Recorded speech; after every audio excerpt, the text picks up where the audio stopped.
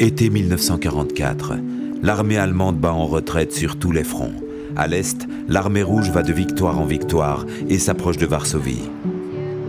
Le plan de bataille des Alliés prévoit que l'AK, la résistance polonaise, prête main forte aux Soviétiques pour libérer la ville. Sous leur chevelure blanche, on peut reconnaître aujourd'hui encore ces héros qui ont été les remparts vivants de la liberté, comme Janina, qui fit partie du même bataillon que Bogina.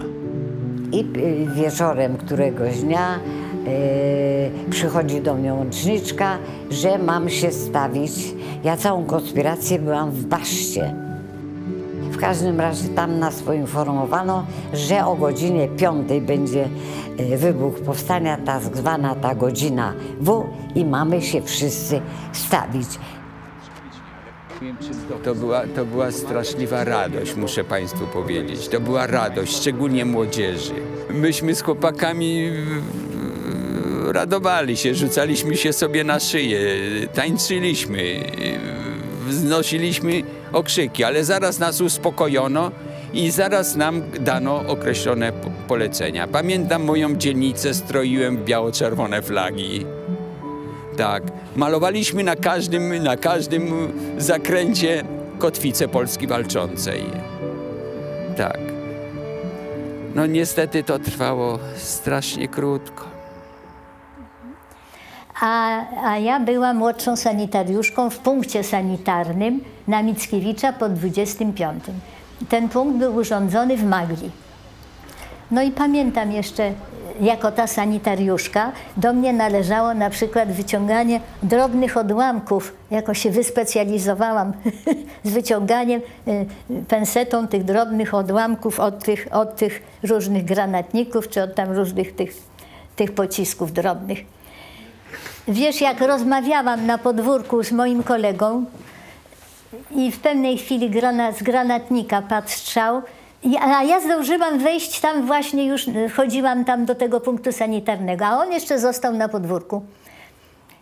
I jego rozerwało na kawałki i dla mnie było strasznym przeżyciem, jak ja musiałam, wiesz, z powrotem wrócić i z drugą koleżanką musiałyśmy te kawałki, wiesz, jego kawałki wkładać w to ubranie. A mnie wstrząsały te kawałki, te ręce oddzielne i ta noga tego mojego kolegi. Wiesz, coś oddzielnego, część oddzielona od człowieka. To robi straszne wrażenie, straszne. To pamiętam, że to było dla mnie straszne przeżycie.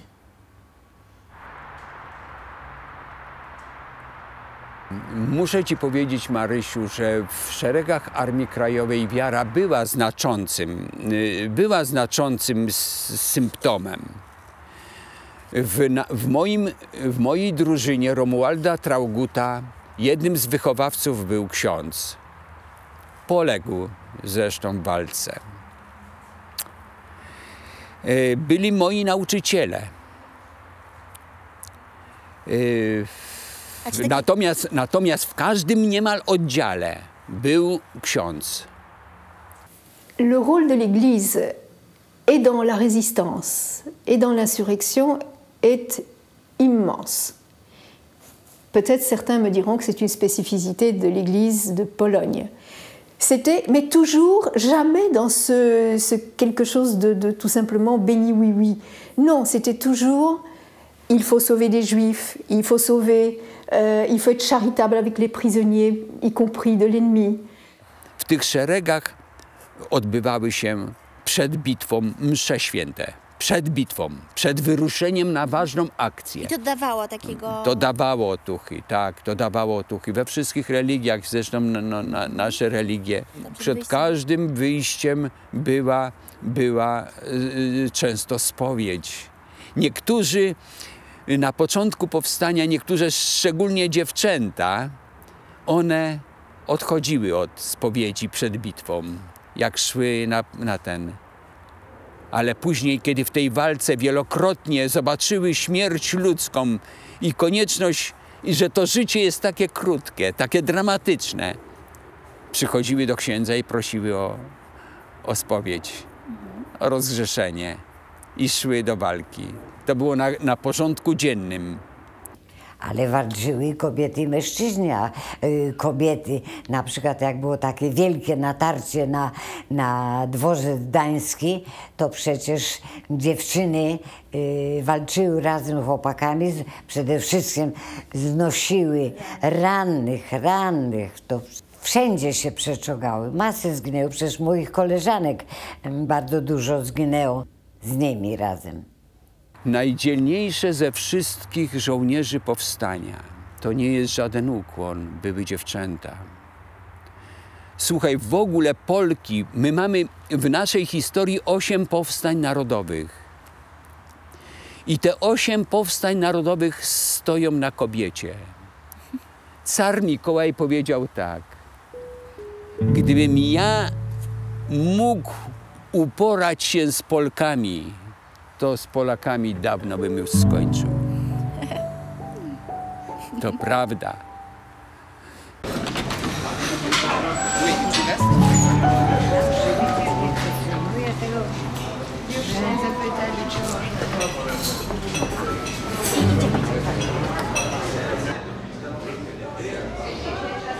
Widzisz, to jest moja mama. Przed wojną kończyła. Anna Stupnicka-Bando. W czasach młodości mam taki sam bartek, ale trochę większy niż ty. Może zostawimy Panię na bankiet. Stąd walka toczyła się niemal na każdej ulicy. Stąd te ofiary były takie straszliwe, bo załóżmy, ja nie posiadałem broni, ale nie posiadało jej 60% żołnierzy Armii Krajowej. Podstawową bronią takiego żołnierza jak ja była butelka z benzyną, bo nie mieli dorośli, wyszkoleni już w tych grupach bojowych i operacyjnych żołnierze. Stąd ta walka była tak trudna i tak bolesna.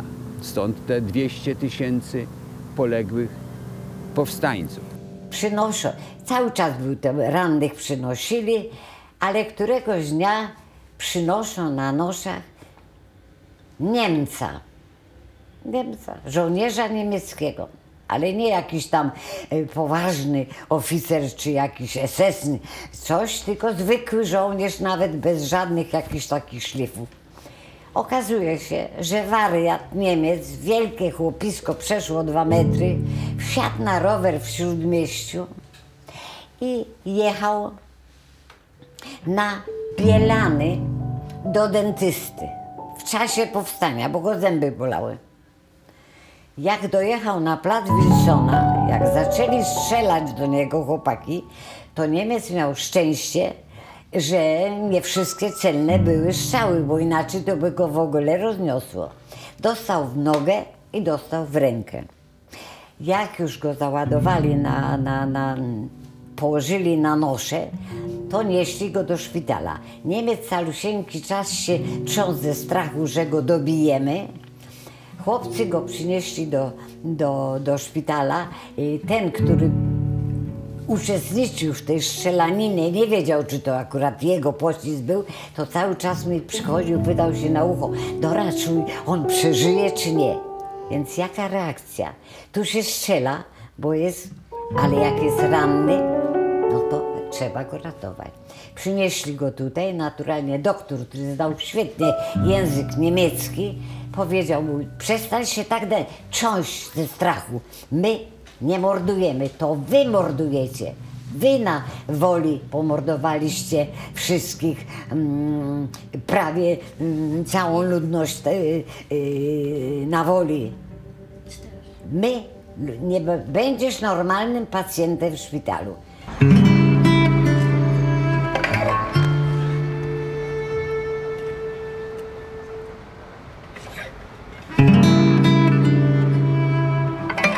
L'insurrection, bien sûr, c'était un acte héroïque. On voit vraiment la détermination et la force, aussi l'impact de cette bataille, pas seulement en soulèvement, mais dans bataille, comme on peut aussi entendre et lire dans les rapports des généraux allemands, comme Mellenthin, qui dit l'insurrection pour nous, ça s'est présenté très très mal. Et ce n'était qu'au moment que l'armée rouge décidait de rester immobile de l'autre côté de la fleuve que la tension s'est relâchée. Le haut commandement de la Wehrmacht l'a qualifié comme une deuxième bataille de Stalingrad. Mais ça, c'est juste une partie dans le discours polonais. Ils sont aussi levés les voix qui disent que c'était un acte irresponsable de sacrifier cette jeune génération dans une bataille qui était condamnée à échouer. Donc je trouve fascinant comme l'artiste, il a d'un pas montré cet aspect, cet extrême, et dans cette autre partie du monument, il montre aussi la souffrance. Le monument comme l'endroit où on entrait dans les égouts pour s'enfuir, qui manifeste aussi l'aspect du désespoir humain. Donc je trouve que l'artiste il a réussi à faire quelque chose de différencié entre les deux extrêmes, acte héroïque ou acte aussi problématique en vue des pertes humaines.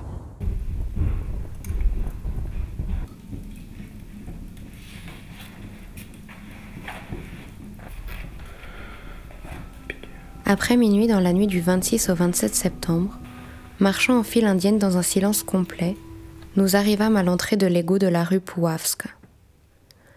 Il fallait y descendre en empruntant des échelons fixés dans le mur. Puis vint le moment très impressionnant, quand mon pied ne trouva plus d'échelon et qu'il fallut sauter dans le vide, obscur et inconnu. Une seconde de peur bleue, puis je sautai. Quelqu'un m'attrapa dans ses bras et me posa sur le sol du canal. C'était un vaste canal, dit d'orage. Nous y avancions avec prudence, en file indienne, en gardant un silence absolu. Presque tout ce trajet souterrain passait sous une rue occupée par les Allemands. L'éclaireur qui allait en tête nous prévenait des dangers en présence. L'alerte était transmise à voix basse et répétée tel un faible écho. Attention aux mines, avancez en rampant.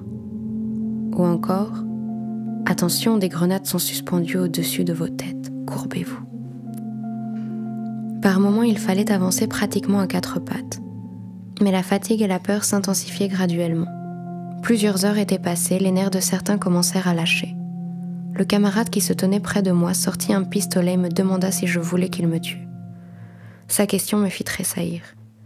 Je répondis à voix basse que non, que je voulais vivre. Il se calma et rempocha son arme.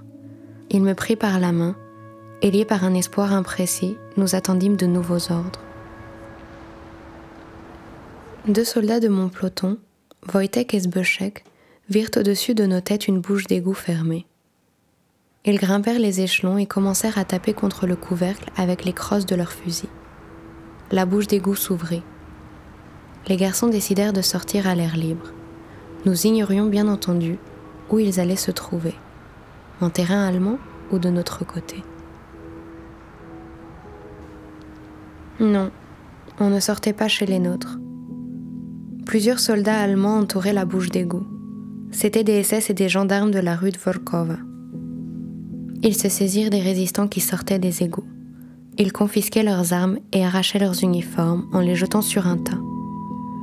Puis ils les poussèrent, vêtus du seul linge de corps et pieds nus, contre une clôture de fil de fer. Mon tour vint. Quand je gagnai la rue et respirai l'air pur, quand je vis le soleil, je fus soulagée et éprouvai une grande joie au fond de mon cœur. Cela paraît invraisemblable aujourd'hui. Je savais que j'allais mourir, mais pas dans un égout, sale, sombre et puant, pas noyé comme un rat, mais en voyant le ciel, bleu et clair. Les Allemands me déshabillèrent, comme ils le firent pour les autres. Je restai juste en chemise. J'eus honte et je défis rapidement ma tresse pour tenter de cacher avec mes cheveux ma poitrine, à peine couverte. Un des SS me poussa de toutes ses forces contre le grillage. Je trébuchais et m'étalai au milieu de la chaussée.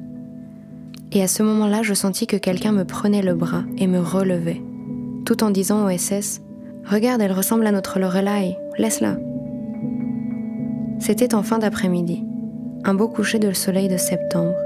Les rayons d'or illuminaient mes longs cheveux roux.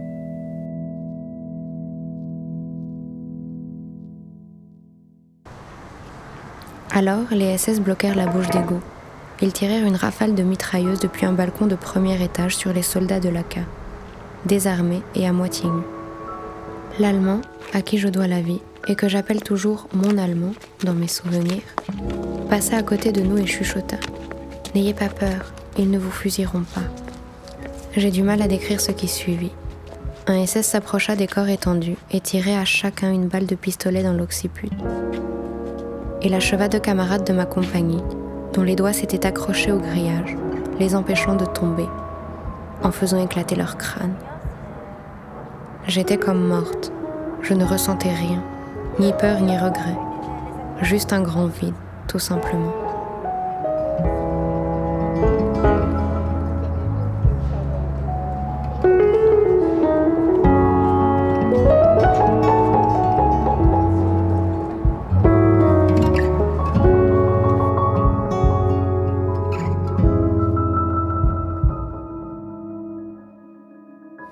A więc dzisiaj rozważa się, czy powstanie było właściwe, czy można było oddać 200 000 najlepszych synów polskich i całe miasto, jedno z najpiękniejszych miast polskich, za cenę walki z Niemcami i rozliczenia się i porachunku. Ja jako żołnierz małoletni i harcerz mówię, że nie było innego wyjścia. My ten rozrachunek musieliśmy dokonać.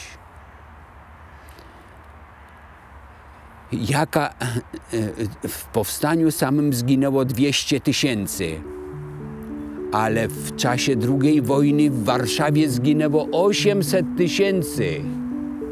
Czy wy sobie wyobrażacie, młode dziewczęta kochane, czy nie? 800 000, a więc na 3 warszawiaków 2 odeszło. No to można sobie teraz wyobrazić, w jakim terrorze żył ten naród i czy on miał prawo do takiego rozrachunku. Miał, to był nakaz sumienia, nakaz godności narodowej. Tam, gdzie leżą moi koledzy, żołnierze Armii Krajowej, jak się tam skąd kiedykolwiek przychodzi, no ja przychodzę często, bo tam mam rodzinne groby, to się tym naszym kolegom i mówi się cześć, czuwaj po harcersku, aby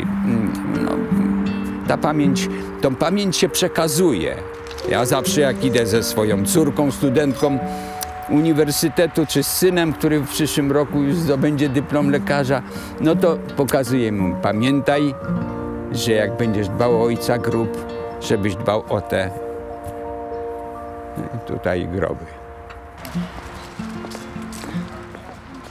En Pologne, la culture de la mémoire prend une couleur particulière avec ses nombreux mémoriaux et gestes quotidiens envers les passés.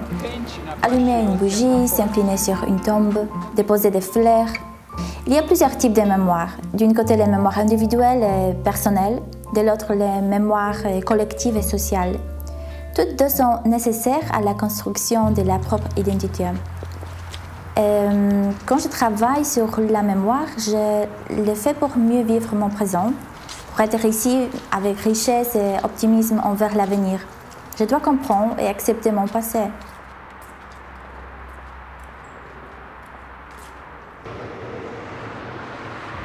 Ce qui m'est sauté dans l'œil en arrivant à Varsovie, c'était cette scénario de famille de gratte-ciel qui se dessine, qui pousse sur les cendres du vieux Varsovie détruit. Pour moi, ça parle vraiment beaucoup de la manière comment un peuple et les humains ici en Pologne, on a traité la commémoration de son histoire. En parlant avec les gens dans la rue ici, ils prônaient le Pałac Kultury, le palais de la culture, comme une des plus grandes attractions de la ville, le bâtiment plus haut de la Pologne, et qu'on l'appelle le gâteau de Staline. Si on prend tout ça, c'est fascinant parce que d'une manière, ça reflète une partie de l'histoire. sur le plan architectural, le Palais de la Culture est construit comme un gâteau. Et il était un gâteau cadeau dans les années 50 de la part de l'Union soviétique envers la Pologne. De l'autre part, cette image du gâteau, ça occulte de ce qui s'est passé en 1944. Donc peut-être ça aurait été sur le plan architectural plus honnête de se laisser inspirer par le reflet du tour dans l'eau du fleuve et de prendre le bâtiment et l'enfoncer à l'envers comme une aiguille avec violence dans la terre de Varsovie, justement pour montrer que c'était le même Staline qui a fait le cadeau de rester immobile, de ne pas joindre la résistance polonaise et ainsi de contribuer sévèrement à la destruction de la cité. Choć miał zaledwie 10 lat, nie straszna mu jest śmierć. Na barykadzie stoi fat z opaską biało-czerwoną. Szare, szare szeregi, szeregi, szare szeregi. W szarych mundurach harcerska brać. Chwycił butelkę pełną benzyny i wybiegł na drogę z nią. Krzyknął do swoich: czuwaj chłopaki, i zginął za biało-czerwoną. Quand j'entends parler de la pauvre Pologne, la Pologne martyrisée, victimisée, etc., j'ai envie de rappeler qu'il y a 123 ans durant lesquels la Pologne a été occupée, effectivement, et ces 5 générations durant lesquelles il y a tout un tissu de résistance de la Pologne qui a commencé à s'organiser depuis 1795, donc, jusqu'en 1918, et ensuite après avec les différentes occupations. Et ça, c'est important parce que ça veut dire que même s'il y avait la volonté d'annihiler la langue polonaise, la tradition de la Pologne, tout ça s'est maintenu. Quand on pense à la résistance, on comprend bien qu'il y a une valeur très forte du patriotisme qui a été développée dans le sentiment de la nation. Et d'ailleurs, le rôle de l'Église aussi, c'est quelque chose qui est en relation puisque l'Église a joué un rôle important dans ce tissu. Il y avait plus d'1 demi-million de personnes qui se sont investies de manière active dans la résistance et plus encore qui ont démontré de solidarité, qui ont fait des actes, qui ont permis de sauver des gens. Et tout cela, au final, c'est vraiment l'émanation de la culture polonaise dans son sens patriotique, la volonté de résistance et la poursuite des valeurs, les idéaux de liberté qui ont guidé toute cette lutte. Après 63 jours de combat, Varsovie capitule le 2 octobre 1944. La ville est un gigantesque amas de ruines sur lesquelles les nazis vont s'acharner, brûlant et dynamitant tout ce qui reste encore debout. Ils déportent ensuite la population, et ce n'est qu'après sa libération par l'Armée rouge en janvier 1945 que les Varsoviens regagnent peu à peu la cité. Au mois d'août 1945, Bogina revient ainsi à Varsovie et y découvre un décor hallucinant. La vue de la ville nous fit un choc. Il y avait des décombres et des ruines partout. Même les maisons qui tenaient encore debout nous regardaient avec des orbites calcinées. Partout, la neige fondait en boue. Les trottoirs défoncés étaient raccommodés avec des planches pour que l'on puisse passer à pied sec.